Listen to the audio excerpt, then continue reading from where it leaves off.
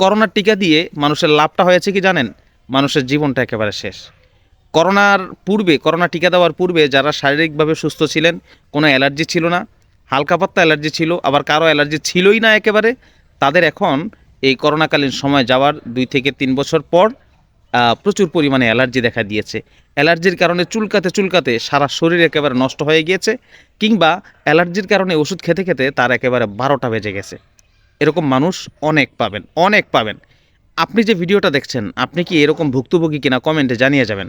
আসসালামু আলাইকুম রহমতুল্লাহি ওয়া বারাকাতুহু। প্রিয় দর্শক, আশা করি সবাই ভালো আছেন। করোনার টিকা দিয়ে জীবন শেষ, শুধু একজনের নয়, অনেকের জীবনই একেবারে শেষ পর্যায়ে। এটা কী জন্য বললাম, ভিডিওটা পুরাটা দেখলে আপনারা বুঝতে পারবেন। দেখেন, 2019-এর দিকে যখন সারা বিশ্বব্যাপী করোনা ভাইরাস ছড়িয়ে যায়, করোনা ভাইরাসের একটা আতঙ্ক ছড়িয়ে যায়, আমাদের বাংলাদেশেও কিন্তু করোনা আক্রান্ত হয়েছেন অনেকে, এবং করোনার কারণে কেউ কেউ মৃত্যুবরণও করেছেন। তো সেই সময় কিন্তু করোনা থেকে মুক্তি পাওয়ার ঔষধটা কী হবে, তৎক্ষণাৎ সেটা কিছুই ছিল না। যার কারণে অনেকে অনেক ভয় পেয়েছিলেন। তো বিশ্বব্যাপী করোনার টিকা আবিষ্কার হয়েছে, এবং বিভিন্ন দেশ থেকে বাংলাদেশে, অন্যান্য দেশেও করোনার টিকা গিয়েছে। করোনার টিকা দেশের মানুষকে দেওয়া হয়েছে। তখন অনেক মানুষ কিন্তু এই টিকাগুলো দিতে চায় না। কেন জানেন? কারণ মানুষ জানে যে দুঃখের বিষয় হচ্ছে, কোনো কিছু আবিষ্কার হলে সর্বপ্রথম টার্গেট করা হয় গরিব মুসলিম রাষ্ট্রগুলোকে, সেখানে প্রয়োগ করা হয়। যদি ফলাফল ভালো হয় তাহলে সেগুলো বাজারে ছাড়া হয়। তো এরকম বলির পাঠা হয়তো অনেকেই হয়। এই চিন্তা করে অনেকে কী করেছেন, কী ভেবেছেন যে আমরা করোনার টিকা দিব না। বিভিন্নভাবে মানুষ বলেছেন যে করোনার টিকা যদি না দেওয়া হয়, করোনার সার্টিফিকেট থাকলে এটা খুব ভালো হবে, ভবিষ্যতে মার্কেটে ঢোকা যাবে না, বা বাস দিয়ে কোথাও যাওয়া যাবে না, বা এক জেলা থেকে আরেক জেলায় গেলে করোনার সার্টিফিকেট লাগবে।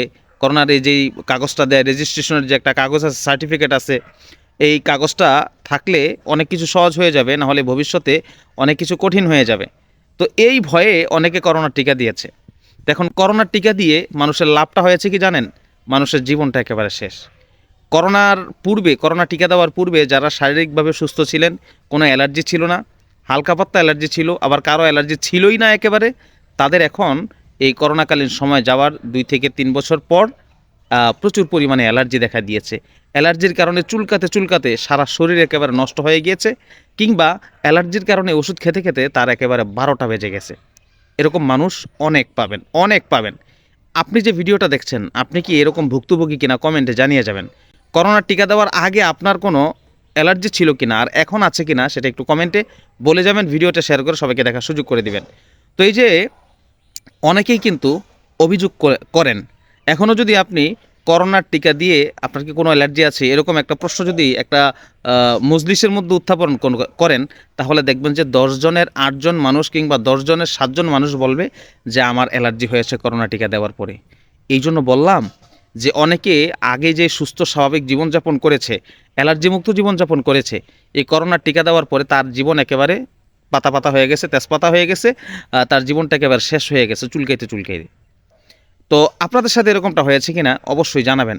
আর এক ডাক্তারের থেকেও এই কথাটা বলতে শুনেছি, তিনি বলেছেন যে যারা করোনার টিকা দিয়েছে, করোনার ভ্যাকসিন দিয়েছে, তাদের শরীরের মধ্যে স্থায়ীভাবে অ্যালার্জি হয়ে যাবে। তো আমি ওই ডাক্তার সাহেবের কথার দিকে লক্ষ্য করে যতটুকু বুঝতে পারলাম, এবং বাস্তবতার সাথে মিলিয়ে যেটা আন্দাজ করতে পারলাম, যে আসলে বাস্তবতাই যারা যারা করোনার টিকা দিয়েছে তাদের অধিকাংশরই এখন অ্যালার্জি সমস্যা, অ্যালার্জি প্রবলেম। আর এখন ডাক্তারের পিছনে পিছনে ঘুরতে হয়, ওষুধ খেতে হয়, আর হচ্ছে সারাদিন শুধু চুলকাতে হয়।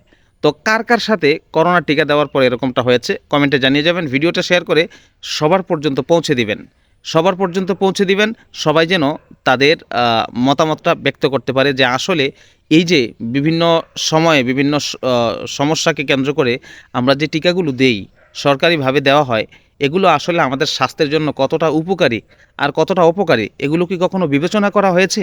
নাকি বহির্বিশ্ব থেকে শুধু একটা টিকা আসছে, এই রোগের জন্য এটা দিতে হবে, হুড়হুড় করে সবাইকে দিয়ে দেওয়া হচ্ছে, এগুলোর কোনো বাছবিচার হচ্ছে না বা যাচাই বাছাই করা হচ্ছে না, এরকমটা কিনা এটা মেহরবানি করে আপনারা কমেন্টে বলে যাবেন, আর ভিডিওটা শেয়ার করে সবাইকে দেখার সুযোগ করে দেবেন।